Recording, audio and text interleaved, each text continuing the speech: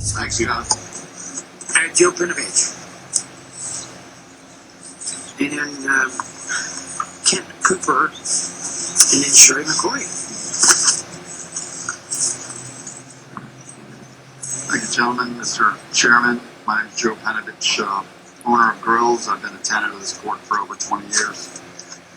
I didn't want to come up here and be a negative guy, but I'm probably going to be that guy again. There's a name for that kind of guy. I'm not sure exactly what it is, but We won't get into names. I would do this. I do want to read. I've got to read this though. This brochure it was generated in 2013. It says it's an example of the exploration tower. It's some of the propaganda some of you guys, not all of you guys were given this, but it reads: the new exploration tower is expected to be as iconic to Florida's Space Coast as the Space Needle is to Seattle.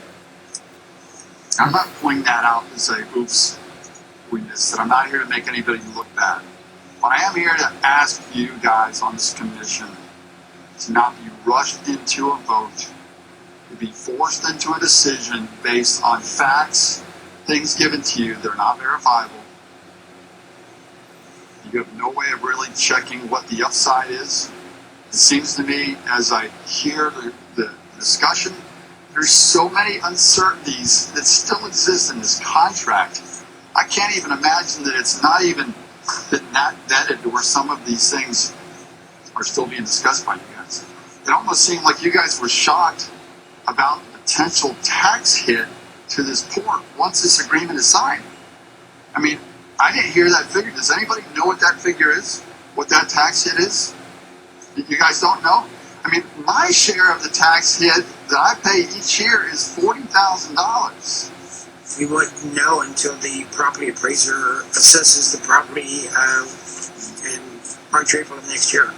It's going to be significant. And immediately That's going to pay for it. Immediately this port is on the hook for that. I mean, well, the port ultimately is. The port's on the hook for Mr. Penovich's taxes too. Right, yeah, absolutely. So I would follow you for mine, but the same thing is going to exist here.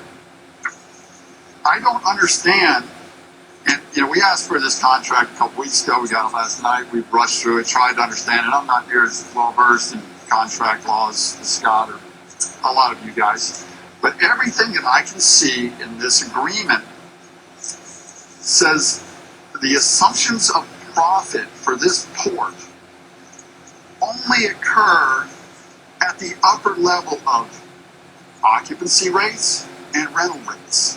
Rental rates that this county has never really seen, $35, $38 a square foot. I need to remind you, gentlemen, that you have 5 kiosks over there now that sit vacant.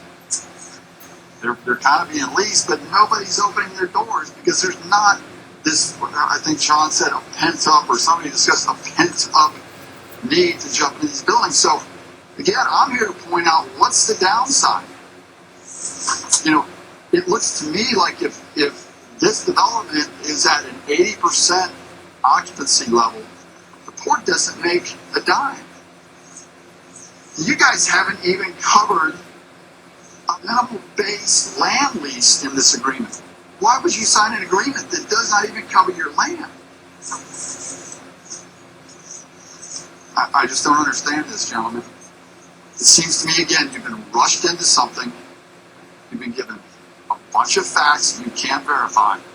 And we've seen this played out again and again and again. You fired your former CEO because of that sort of thing. I'm asking you. You sign this thing, you make this deal, you're committed. Your attorney will tell you that. And I don't see the upside for what you're about to do here.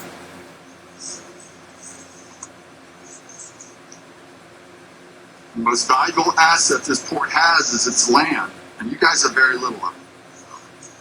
This agreement ties up a huge piece of it for 50 years with very little upside.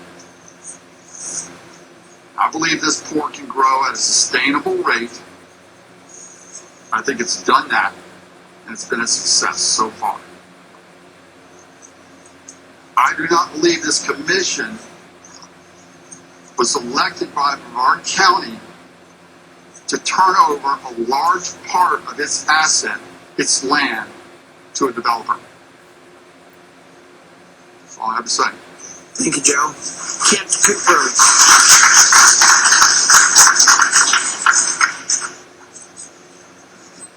confirm.